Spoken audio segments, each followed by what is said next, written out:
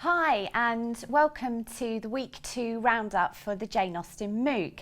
I'm Alison Daniell and this is my colleague Amy Clarke. Hi. And we've been having a really busy week on the MOOC. Yeah, it's been absolutely fantastic. There have been some fascinating comments that we're really excited to talk about.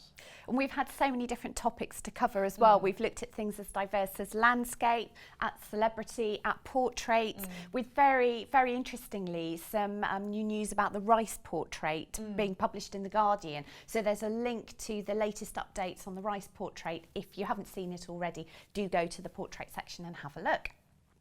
Okay, so... Right, well, we've got a lot to get through this week. We found it quite difficult to cut down and decide which topics we were going to cover. There has been so much interesting comments and lots of you actually posting your own links and adding some really insightful comments. But we've narrowed it all down, and really the thing that we'd like to start by talking about is Austen and how she observes her characters. There's been a lot of comment on this on the message boards, and people in particular have been asking where she would get the inspiration from. Did she meet these people in real life? And one of the issues that people have been curious to know more about is where she would have met kind of perhaps the less attractive, the seedier side. The seedier side of life. Let's say it like it is. Yeah. The Wickhams and the Maria Bertrams perhaps and the Henry Crawfords. Where did she come into contact with them? Because really, Amy, her image as we see it today is very much, it's the genteel English pastoral ideal, you know, sort of very moral and absolutely very kind of secluded. Which, when you look at the letters and if you read some of her biographies, actually isn't necessarily the case when you look at her real life experience. So as Alison was saying, like lots of the kind of questions people have had about observing character is how it could be so accurate if she didn't come into contact with these characters. And we're not necessarily saying that she was, you know, best friends with an adulteress or she knew a Maria Bertram. But when you look at her letters and you look at her biographies, you see that she was actually exposed to a huge amount of characters, not just from her own reading, but also from her own exposure in terms of society. So when she went travelling, she had discussions with her brothers, who obviously were in the Navy and in the city, so they'd have had a huge amount of experience. Yeah. I think it's important to note that although she is a clergyman's daughter who lived most of her life in rural Hampshire, this wasn't the extent of her experiences. Even growing up, as her father was the parish vicar, she would have come up against all sorts of characters. There would have been people coming to her father for advice. There would have been, he would have had to marry, bury and christen all of his parishioners. There would have been a huge diversity of people living in the village. And also he would be the person that people would have looked forward to get some moral guidance. Yeah, so if someone was in a sort of moral quandary, if you like, he would be the go-to person to discuss the moral issues about a difficult topic. So talking about some of her maybe reading, how she would have come across these characters, it's not just from novels. So it's not just novels like Tom Jones that she'd come across a bit of a more adventurous side of life. These scandalous characters were actually very much talked about in the newspaper, in magazines, in popular publications, and were a huge part of the gossip and general conversation of everyday life throughout society. This is not just in the city, because these publications were widely available across the country.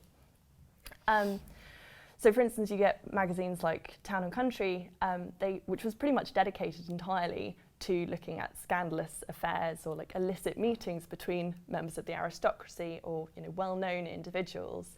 And it very much followed an idea of encouraging people to gossip about and find entertainment in these illicit meetings, and some of them were real, some of them were imagined and fictional, some of them a bit like a current Hello magazine or a Heat. Exactly. It's, you know, there's a mixture of truth and fiction within them, and the same sort of judgment and the same kind of excitement and titillation from having this idea about what different people might be doing or not doing.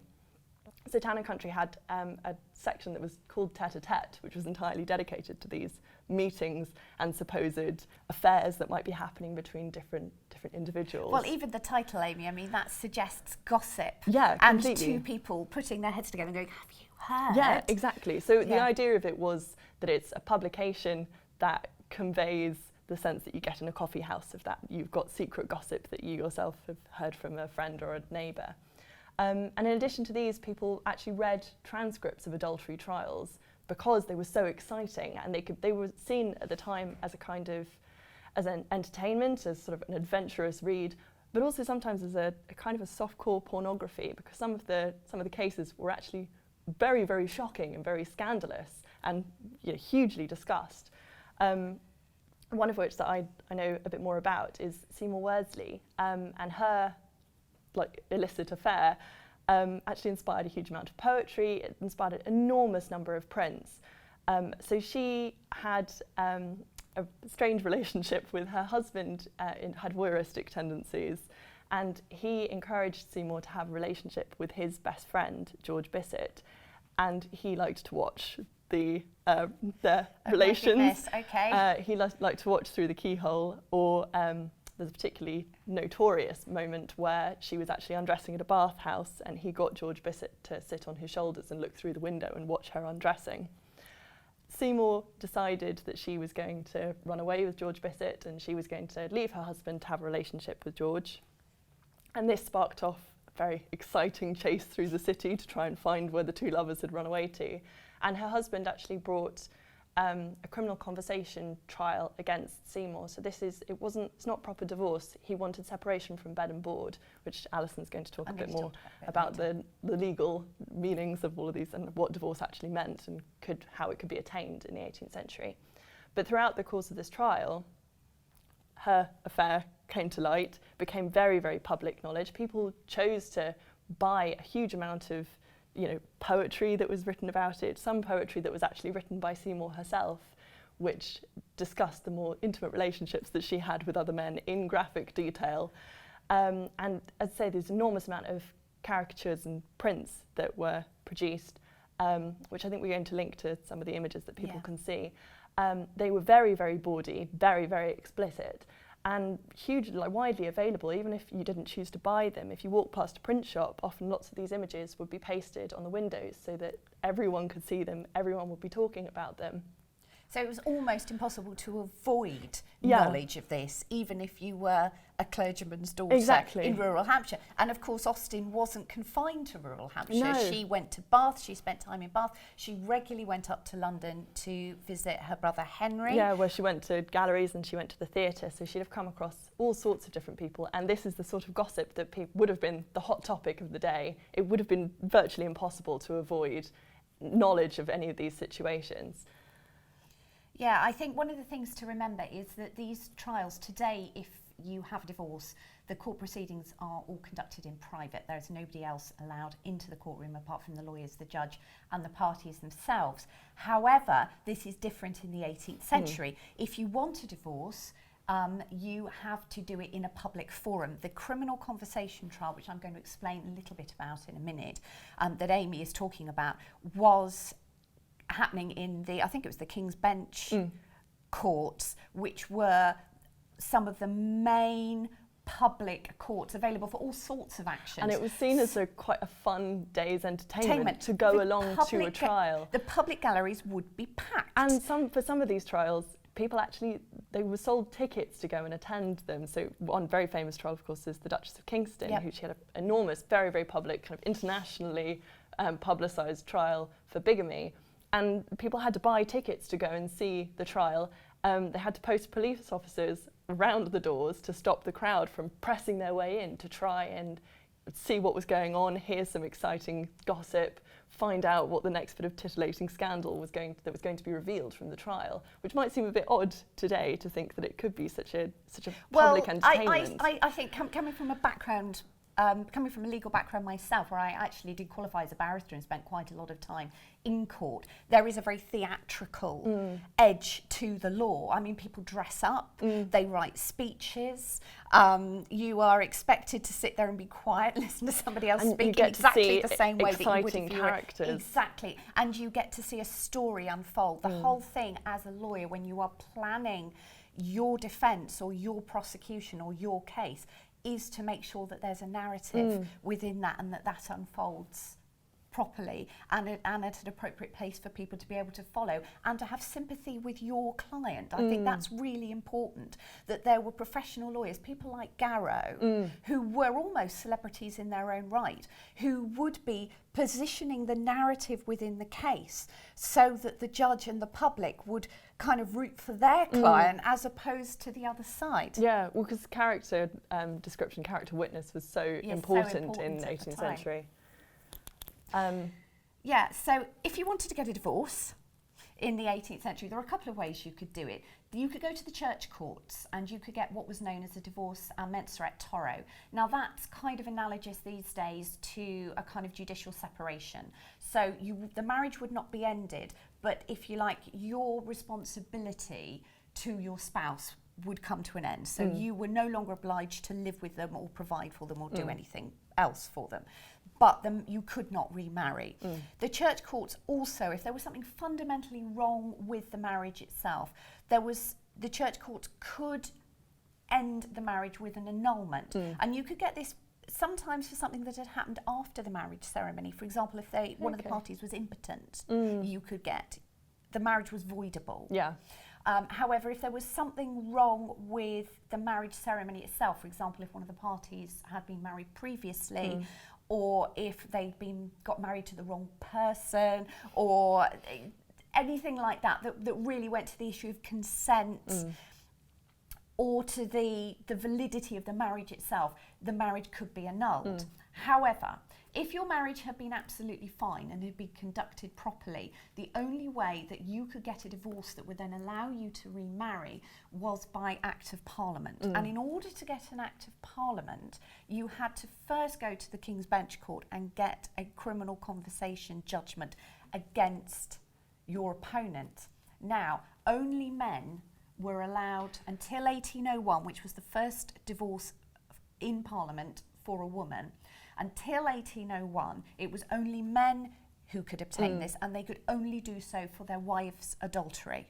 And they brought the case against the man who the woman had had. So, for instance, in Seymour Worsley's case, her husband, Sir Richard Worsley, brought a criminal conversation not against her, but against George Bissett. For which he would have been given damages. Yeah, so it's effectively, you would hope, if you were the husband bringing the case against your wife's lover, that you would get compensation for the concept being that your wife is worth a particular amount of money, she is considered your property, and the lover has damaged that property, so you get the adequate amount of compensation that the court decides is relevant or is the correct amount for the wife. And it's really interesting because there's been a lot of discussion on the message boards about the idea of a transactional marriage whereby women are seen as a commodity going into marriage and they're effectively exchanged for money. They're expected to bring money into the relationship, and this is the opposite.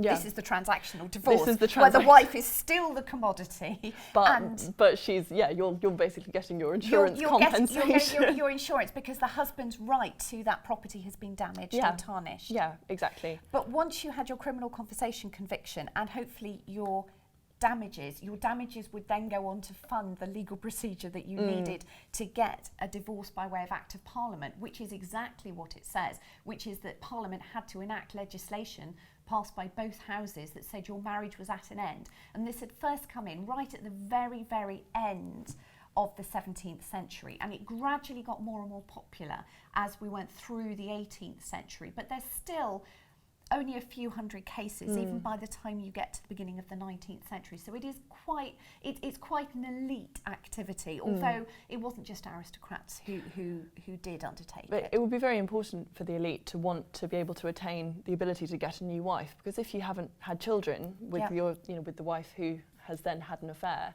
you won't have any legitimate heirs that can be taking on your title, taking on your property and your estate, which was a real cause of anxiety. Particularly if you thought your wife was going to live a very long time and not be able to produce any more legitimate heirs for you. Yes, or possibly even more scary than not having any heirs at all, might be getting the wrong heirs and might be having children who were born to your wife's lover who could then inherit your estate. Which because was effectively seen as a theft of that property. Because there's a presumption of legitimacy within marriage that any children that are born within wedlock are presumed to belong to the husband and the wife, but that might not be the case. And this obviously caused a lot of anxiety amongst aristocrats and the landed gentry who wanted to make sure that the right heirs received the money in the family property. I think this idea of female value and kind of the transactional element of marriage actually might touch on one of the other comments that we've noticed, which was about wife selling. Yes. There was a question about sort of the practice of this and how often this actually happened in the 18th century. And I need to apologise because somebody did post up a question about wife selling, and I went away and I researched it, and then I haven't been able to find your quote. So huge apologies if you did. But yes, wife selling was carried out. There are certainly newspaper reports of this happening, and of course it's famously used as the basis for the plot in The Mayor of Casterbridge. However, wife selling was not a valid way of ending your marriage. People did it because if you were an agricultural labourer in the mid-18th century, there really wasn't a lot of option for you. You weren't going to be able to even get to London, let alone afford the lawyer's fees for a criminal con trial and a parliamentary divorce. So people did do it, but it was not legitimate. So say you sold your wife and then you remarried, technically that would make you a bigamist. Yeah. And well, as we were talking about earlier, actually there's quite a few instances of bigamy where people have tried to get away with it, and exactly as you say, sort of acted as though they were married to a different partner, referred to the other partner as their wife. There are unmarried women that were referred to as Mrs. whoever in the community, which generally was okay as long as it wasn't public knowledge. The moment the fact that the marriage wasn't legitimate became public knowledge, was tested in any way, it was hugely damaging. And the House of Cards fell down. Yeah, and it had enormous ramifications. Yes, but Jane Austen herself, of course, was moving in circles in society where she would have come across this. And there's a famous letter which was written, I think, in 1801 to her sister Cassandra when she was at Bath. And she says, "I'm proud to say that I have a very good eye at an adulteress, and though repeatedly assured that another in the party was she, I fixed upon the right one from the first." So Austen was not only was she meeting these people, she was taking that knowledge in her stride. And in fact, she immortalised an adulteress as the protagonist in one of her earliest books, Lady Susan, which was written when she was about 19. Which is quite extraordinary when you think about the comparison with that and the impression that is often had of Austen as this very pastoral, very sheltered, very secluded, rather prim and proper woman who's very overly obsessed maybe with morals or the way that everything should be. And whilst Amy and I are not suggesting for a moment that she would have endorsed this behaviour, I think that like the rest of 18th century society, she probably enjoyed hearing about it. And she's certainly not shocked in that extract. I think particularly from that quote, you get a sense that there's a real enjoyment and satisfaction from her ability to be able to spot the adulteress and how engaged she is in this activity that everyone's been gossiping about, which woman it was, trying to pick her out from the crowd. There's been like a very fun, very titillating atmosphere leading up to this. Another thing that's very interesting about that quote as well is that there was this sort of myth or misnomer, if you like, in the 18th century that immorality made itself visible in a woman's body. So the idea that you'd be able to spot an adulteress wasn't necessarily unheard of. It was, is that there's a lot of, so if you look at some of the caricatures of so Seymour Worsley and some of the other women that were thought of as immoral, they get very much portrayed as masking their true self. So the true self underneath fashion and all the distracting jewels and distracting makeup is quite ugly, often quite overweight or very scrawny. You get that as well. You get these kind of haggard women. There's a fantastic caricature that's called image that's called The 6 Stages of Mending a Face, which completely illustrates this, that you get this sort of grotesque image of a woman of Lady Sarah Archer. And then it shows the various stages of her preparing her dress and her makeup until at the very end she looks completely different to the woman at the very beginning. And the idea that immorality made itself visible in the female body is that the woman who was immoral would look like that first image, that there would be something in her demeanour, something in her appearance that would make that ugliness of inner character physically visible to the public stage. And actually that's still with us today. I happened to chance upon the film version of Roald Dahl's The Witches at Christmas, where one of the main plot themes is that ugly old witches, and again you get that physical manifestation of the kind of the lack of morality on the inside. You get the physical manifestation is disguised, and they all make themselves look, I mean, Angelina Jolie just looks fantastically glamorous most of the time, but then she peels off her mask. Which So I think we is still completely have- seen yes. in the Crawfords Yes. in Mansfield Park, Yes. that they're very fashionable, they're very, outwardly looking beautiful, but they're masking an inner ugliness. Yes. And the whole process of the novel, you kind of see that veneer get peeled off layer by layer, and the other characters seeing this veneer be removed, and Yes. particularly Edmund suddenly comes to the realisation Yes. of what she's actually like. Absolutely. His innate goodness comes through and allows him to Allows see him to through. have that perception. Yeah. Well, I think we've just about covered everything that we need to cover. We're looking forward to next week. Yeah, well, we'll be having lots more exciting discussions about adaptation in particular, which will be fascinating going forward, thinking about the different ways that Austen's been repackaged and can be reinterpreted, and the different ways that Austen's been presented and maybe understood or misunderstood by the modern audience. Yes, so we hope you enjoy next week, and we shall see you on the message boards. Yeah, look forward to seeing you there. Bye.